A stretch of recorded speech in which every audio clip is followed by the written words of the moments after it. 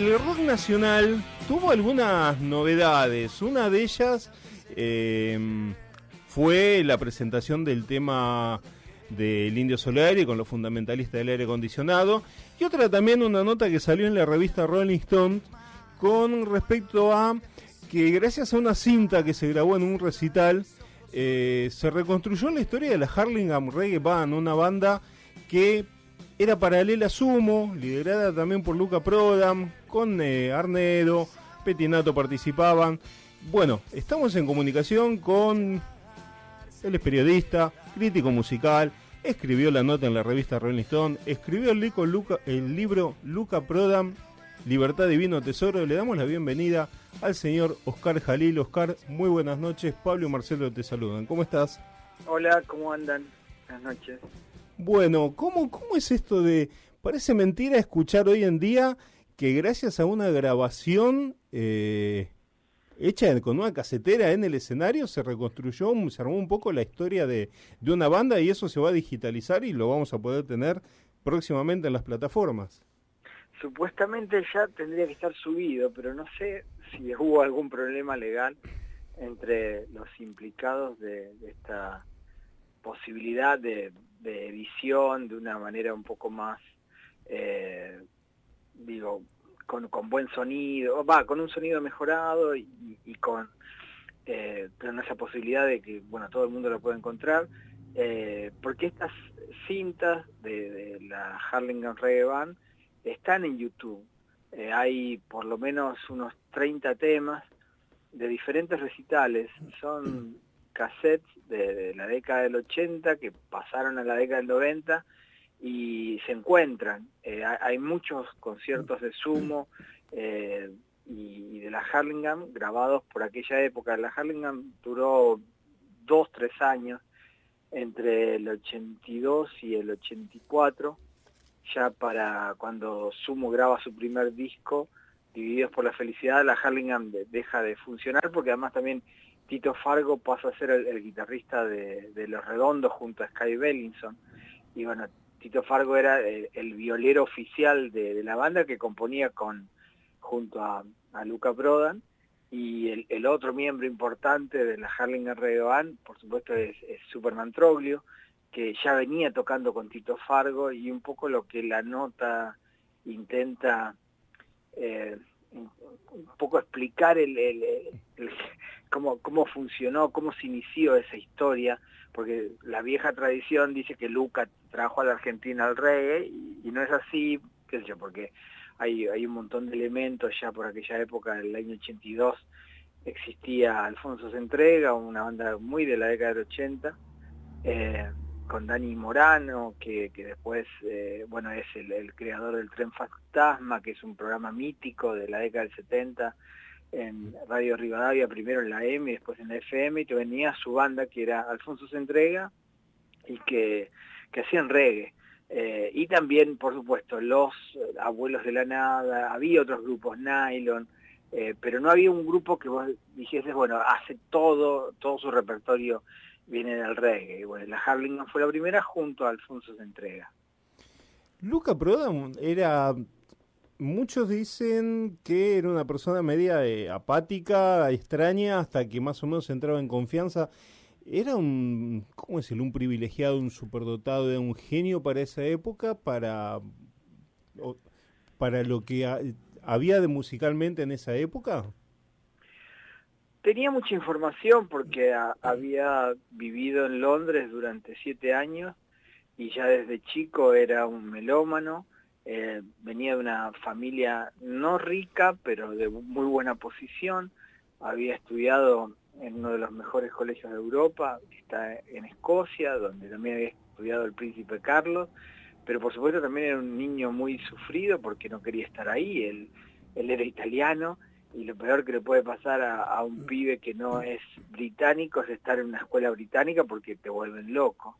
Y por supuesto él a las piñas se defendió, pudo salir adelante, y manejaba una cultura general, más que nada por su curiosidad. Antes de venir a la Argentina había leído a Borges, hay un libro muy importante de un escritor inglés, de Chatwin, que es en la Patagonia, que es algo así como una especie de guía en el sur argentino, y bueno, ese libro que después se volvió muy importante, Luca lo conocía, y un poco también era un tipo desesperado, porque Luca llega en 1980, ya no era tan chico, tenía 27 años, había sufrido un coma hepático y no le quedaban muchos años de vida. Es decir, los médicos en Londres le habían diagnosticado que no podía tomar una gota de alcohol porque se moría.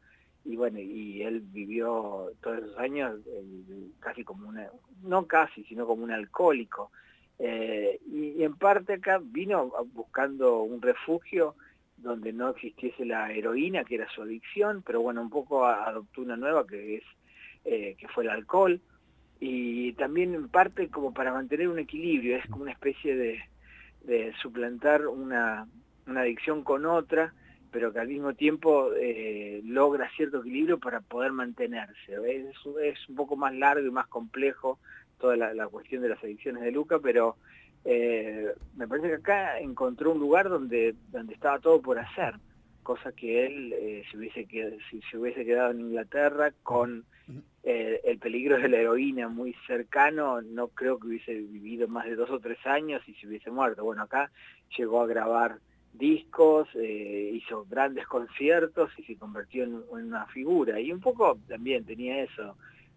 Al principio era un poco hosco porque tampoco manejaba bien el idioma, también era bastante competitivo, pero tenía las virtudes y los defectos de cualquier persona, con un montón de elementos un poco ajenos a nuestra mirada bastante conservadora en el rock argentino de por aquella época, y bastante represiva, porque de hecho nosotros vivíamos en una dictadura cuando llega Luca acá, y bueno, todas esas cuestiones se notaban en el aspecto sexual, en el aspecto de desinhibirse, en el aspecto de hacer rock, no Sí. era... Acá no había pan rock, es decir, era imposible que hubiese pan rock porque te metían en cana. Acá se escuchaban Sí. bandas de rock sinfónico en el 81 todavía, cuando ya el rock sinfónico para el 77 estaba en baja en Inglaterra sobre todo, ¿no? Entonces, bueno, Luca encontró un lugar donde podía proponer cosas nuevas. Y entre esas cosas, el reggae era algo que él le fascinaba. Él había escuchado a Bob Marley en Londres, había entendido, en Londres ya para aquella época, en uno de los barrios más importantes de Londres, que es Brixton, había una comunidad jamaiquina muy importante por aquella época, que había llevado toda la cultura jamaiquina a Londres, y bueno, y en esa gran, qué sé yo, como ensalada, se crea todo un movimiento de reggae y ska blanco, del cual, no sé, bandas como The Specials, qué sé yo, English Beat o Madness toman muchísimo, ¿no? Y bueno, los propios Police proponían un reggae blanco, bueno, muchas bandas.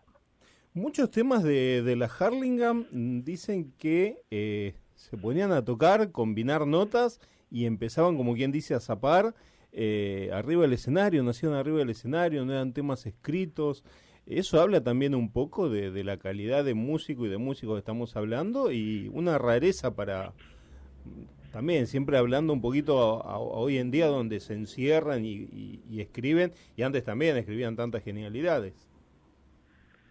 Sí, había un poco de todo. Y me parece que lo interesante de la Hurlingham Reggae Band fue que Luca los vio tocar un día en el Einstein a Tito Fargo y a Superman Troglio, y dijo: quiero armar una banda con ustedes. Y él no se cansaba de repetir que Superman era uno de los mejores bateristas que él había conocido, es decir, el mejor baterista blanco del reggae del mundo, ¿no? Claro. Y también el reggae, si hay algo que tiene Luca, me parece que es la libertad con la cual encaraba todos sus proyectos, ¿no? Y un poco que los músicos se soltaran, que no estuviesen tan pendientes de tocar mucho o de mostrar su virtuosismo. Y por supuesto, tanto Tito Fargo como Diego Arnedo, que era el bajista de la Harlinger Reggae, eran muy buenos músicos y ya habían escuchado mucha música reggae antes de que llegara Luca a la Argentina. Bueno, justamente lo que yo contaba antes de este programa, la AM Rivadavia y después en la FM Rivadavia, que fue uno de los primeros, se escuchaba mucho reggae, de los Scatalites hasta Bob Marley, pasando por Peter Tosh, Jimmy Cliff, todo eso sonaba en la radio y uno de alguna manera se conectaba con ese sonido nuevo y como que yo recuerdo, yo lo escuchaba y bueno, tanto Tito Fargo como Superman Troglio tenían esa información que con la que trajo Lucas se combinó de una manera como para poder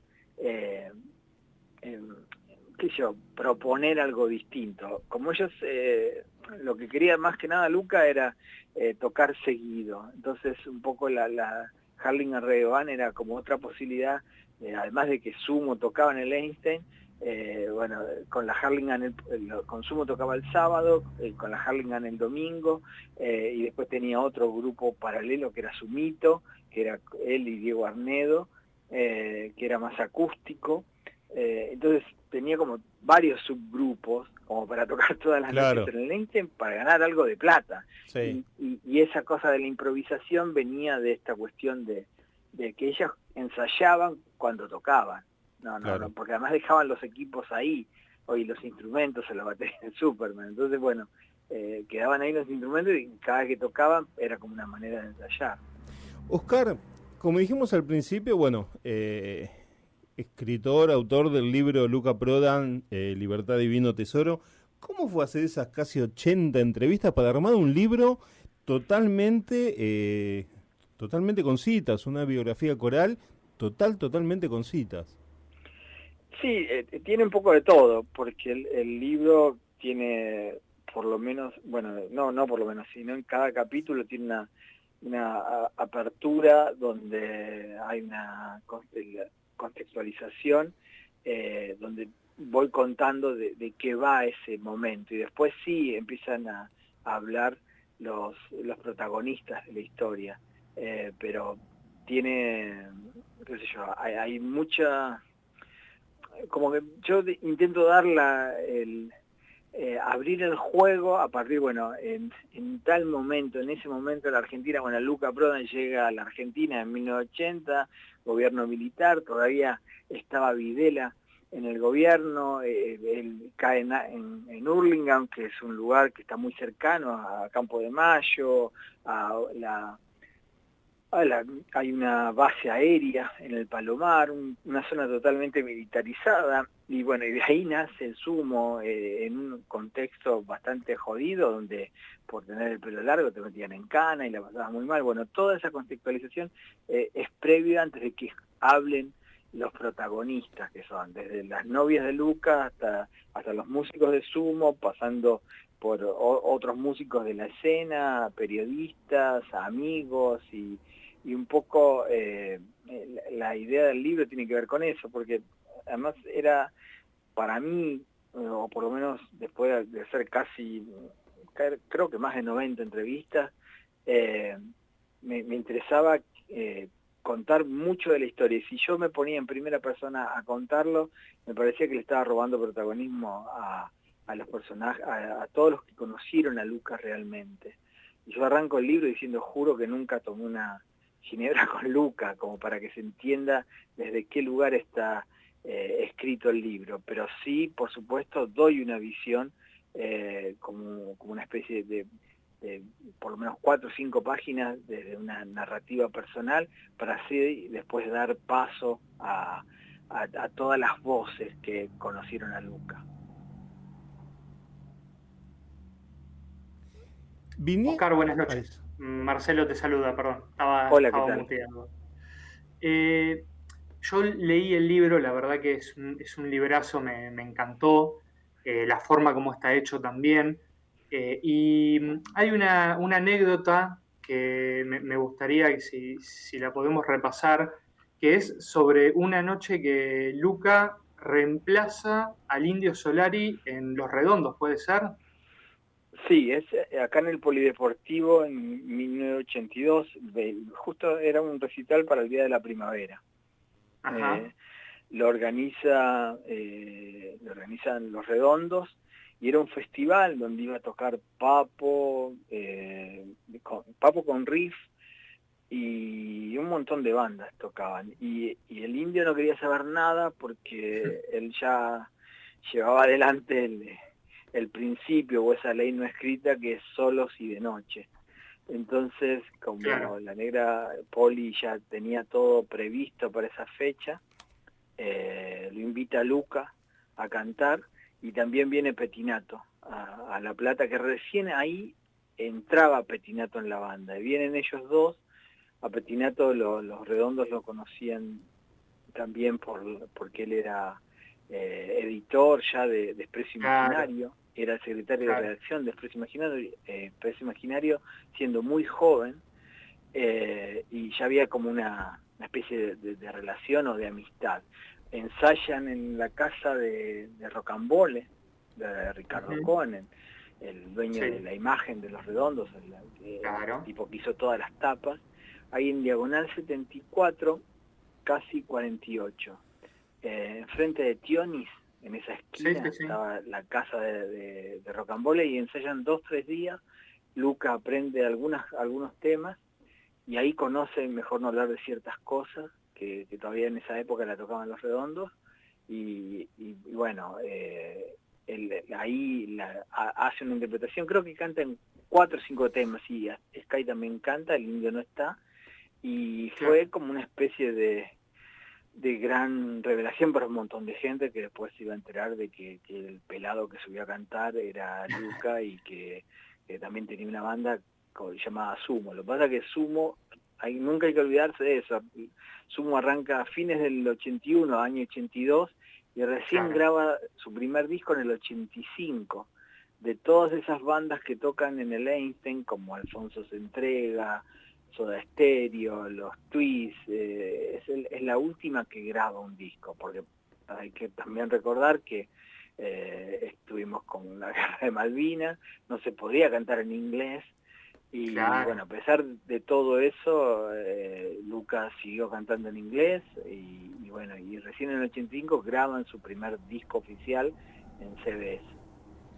Oscar, yo siempre cuento como anécdota haber visto a Los Redondos en el Coliseo pues está La Plata, o sea, algo que parece totalmente imposible si lo analizamos desde hoy en día, creo que fue en el año 86, 87, seríamos 200 personas. ¿Qué lo llevó a transformarse en el fenómeno social que es y que seguirán siendo? Sí, ese es el gran misterio a resolver, qué sé yo, hay muchas, qué sé yo, eh, como muchas versiones para intentar explicar el fenómeno, pero es un fenómeno muy parecido al peronismo, no se Qué puede lindo. explicar. Me parece que lo que sucedió con Los Redondos también era una voz muy cercana a lo que el rock representó en épocas un poco más, qué sé yo, antiguas en cuanto a la etapa formativa, de rebelión, de no casarse con el establishment. Recordemos que en la década del 80 Charly García se convierte en una estrella de rock. Bueno, Los Redondos proponían algo totalmente distinto, una banda independiente, una banda que organiza todo desde sus propios términos, que no le debe nada a nadie, que no va a la televisión y que en cada una de sus canciones impone una prosa muy libertaria, pero no de golpes bajos, sino con un sentido poético mucho más fuerte.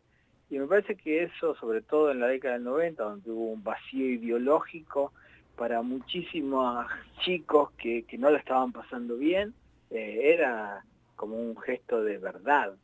Y eso, no sé cuántos grupos proponían eso por aquella época, más allá de las virtudes de que eran canciones muy fuertes en lo emocional, pegadizas, con un contenido rockero que no, qué sé yo, no estaba no la encontrabas tanto en otros grupos, quizás Divididos, bueno, un poco La Renga, pero también La Renga me parece que es una especie de banda hecha a semejanza de Los Redondos.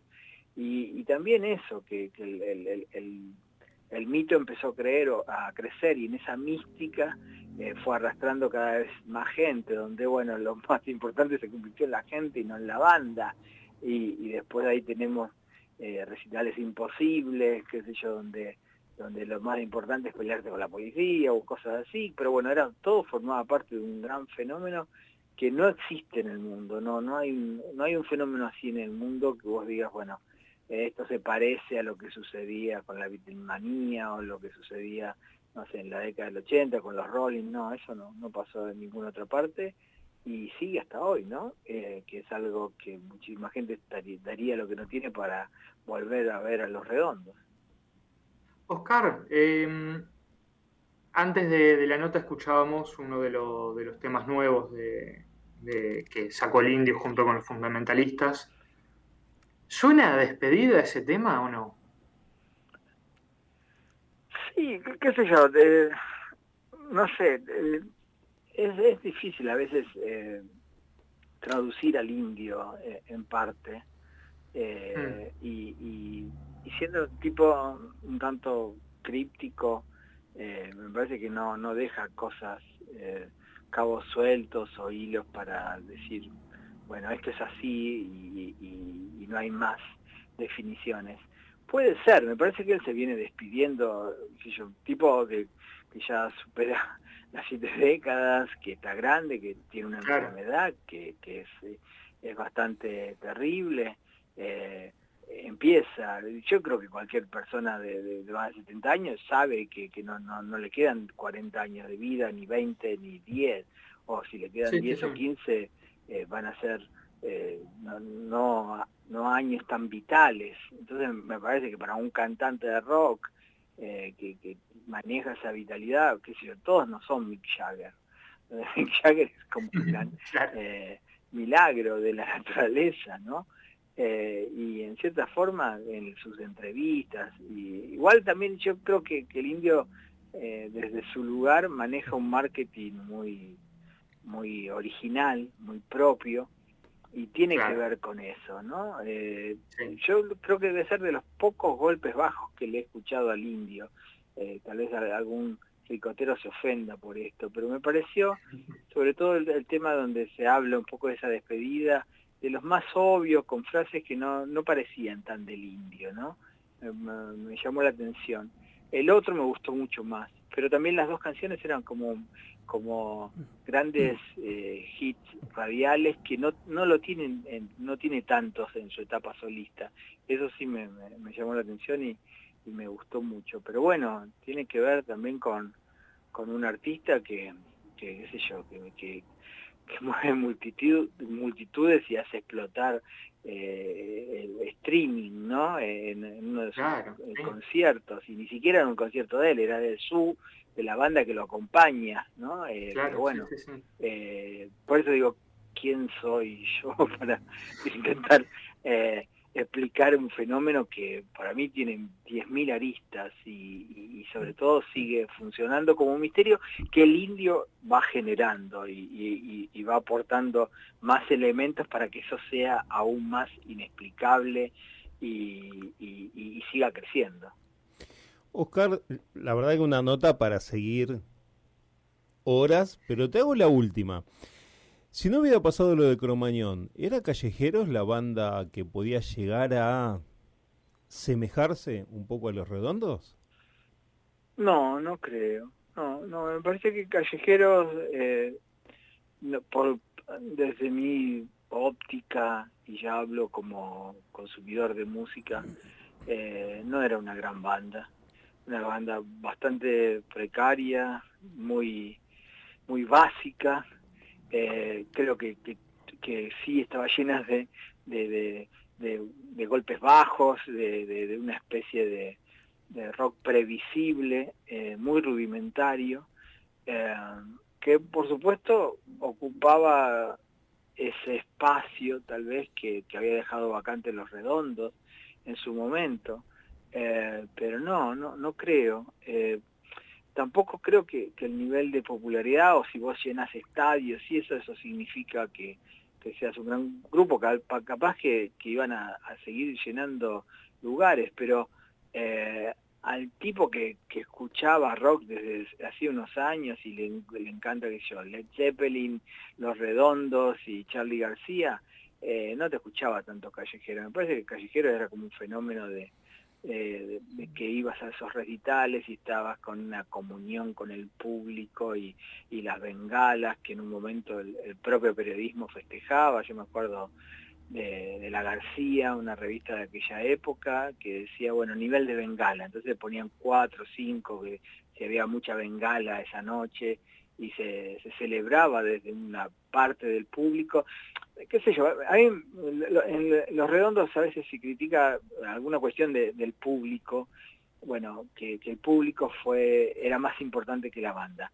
Pero si uno escucha los discos y uno escucha la obra, bueno, hay una obra fuerte. En Callejero me parece que no había obra, y era lo más importante lo que pasaba con la gente. Bueno, tan importante fue lo que pasaba con la gente que sucedió esto por negligencia de mucha gente, organizadores, banda y público, ¿no? Y pasó lo que pasó, que eso podría haber pasado mucho antes con muchas otras bandas, pero me parece que en parte la banda tiene cierta responsabilidad, no la totalidad, pero tiene cierta responsabilidad, y artísticamente a mí me parece una banda más bien mediocre. Creo que hay, no sé, dentro de lo que es el rock and roll masivo argentino, hay 20 grupos argentinos mucho más interesantes. No sé, no les veo, y además, qué sé yo, había como una imitación de un sonido ricotero más básico, no le veo puntos originales, poéticamente no me parece interesante, no sé, obviamente se darán cuenta que no me gusta Callejero. Sí. Te iba a preguntar si te gustaba. Me pasaba mucho antes de que sucediera lo de Cromañón, y es algo que una de las cosas más tristes que creo que tiene la historia argentina, ¿no? Sí. Ese desastre, esa tragedia total, ¿no? Y lo que vino después, ¿no? Para todo el rock argentino, o la posibilidad de hacer espectáculos. Pero bueno, eso lo dilucidarán qué sé yo, para el que le encanta está todo bien, pero no sé, no me parece.